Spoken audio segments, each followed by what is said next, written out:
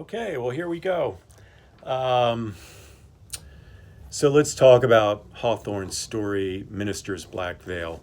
Um, yeah, so if you want to get your book out and flip over to page 370 in that neighborhood. Now, you all have done some writing on this already, and I've commented on your writings, and I think folks overall did a good job with it. Um, if there's any one point I would want to underscore, it's that anytime you think you have a solid answer with Hawthorne, you need to think again. Hawthorne is way too slippery to be giving any one basic interpretation of any given story. So I'm going to try to map out how that impenetrable mystery works with Hawthorne. Okay, so the question that y'all were wrestling with online, it was, what are the duties of a minister? Does Hooper fulfill these duties? Does Hawthorne think it's a good idea for Hooper to wear the veil? And then the flip side to that is, is there any evidence to suggest that wearing the veil is a problem? That he puts it on and he's only causing harm to himself and to other people? That Hooper is just being way too rigid. Yeah, that, okay, sin and evil are real, but why are you being so obsessed with it? There are other aspects to life too. There is such a thing as love and healing and redemption and transformation. And Hooper just doesn't seem to understand that too well. So ultimately, what do you think Hawthorne is trying to tell us about men like Reverend Hooper? Okay, well, let me try to break it down here for you. If you want to look on page 370, you'll see places, and some of you, did a good job of really picking out good textual evidence here on this question. But on the top of page 370, this is just after he put the veil on. I should have brought a veil with me. Just after he put the veil on, and there's something here about the nature of the sermon that he's given. But there is something either in the sentiment of the discourse itself or in the imagination of the auditors which made it greatly the most powerful effort they had ever heard from their pastor's lips. Okay, so he puts the veil on. It's just dramatized, made more real for people, the message he's trying to teach. It was tinged rather more darkly than usual with the gentle gloom of Mr. Hooper's temperament. The subject had reference to secret sin and those sad mysteries which we hide from our nearest and dearest, and would fain conceal from our own consciousness, even forgetting that the omniscient can detect them.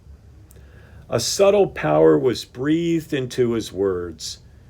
Each member of the congregation, from the most innocent girl and the man of hardened breast, felt as if the preacher had crept upon them behind his awful veil and discovered their hoarded iniquity of deed or thought. So, Reverend Hooper has tapped into a fundamental category of human experience. That is this, our capacity to bury deep within our own selves certain truths that we don't want to face and what we sure as heck don't want other people to face or see either. So he gets that. And if you look over on page 375, okay, so here we see, number one, he's become a rock star. This is a heck of a performance he's just given as a preacher. But now when it comes to his capacity to give pastoral care, if you look over on page 375, you see that he's become very good for people who are struggling with something. Among all its bad influences, the black veil had one desirable effect of making its wearer a very efficient clergyman. So he's better as a minister. By the aid of his mysterious emblem, for there is no other apparent cause, he became a man of awful power over souls that were in agony for sin. His converts, okay, so he's having some kind of influence over people. His converts always regarded him with a dread peculiar to themselves, affirming, though but figuratively, that before he brought them to celestial light, so it's not all darkness, somehow he has some capacity to show them grace or redemption. They had been with him behind the black veil. Its gloom indeed enabled him to sympathize with all dark affections. Dying sinners cried aloud for Mr. Hooper and would not yield their breath till he appeared. So yeah, someone who's just on their deathbed and they have to make that, classic deathbed confession before they meet their maker.